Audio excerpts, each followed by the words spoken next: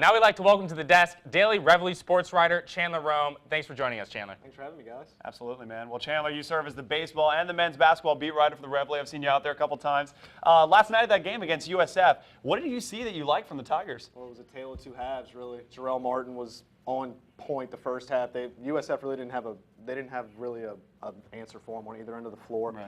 Second half, the shots from outside started coming. LSU was putrid in the first half from behind the arc.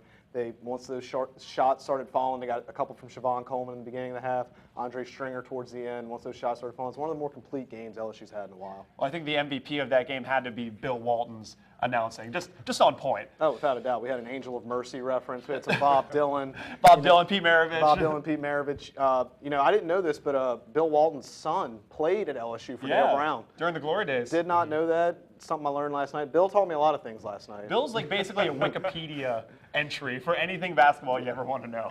Moving over to LSU Baseball, the Tigers' bullpen has struggled a little bit thus far in the season. Going into a big SEC homestand like Georgia, what do the Tigers need to do to improve? Well, the bullpen is one thing, but the starting rotation is going to be kind of weird this week. Kyle Bowman had the freak injury. He slipped on a baseball on Monday. He sprained his ankle.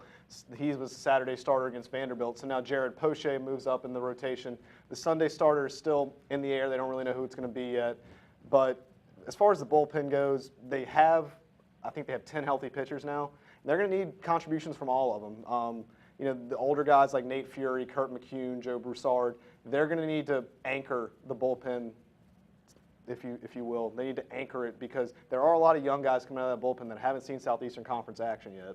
And Cody Glenn's performance specifically this season has been very rocky.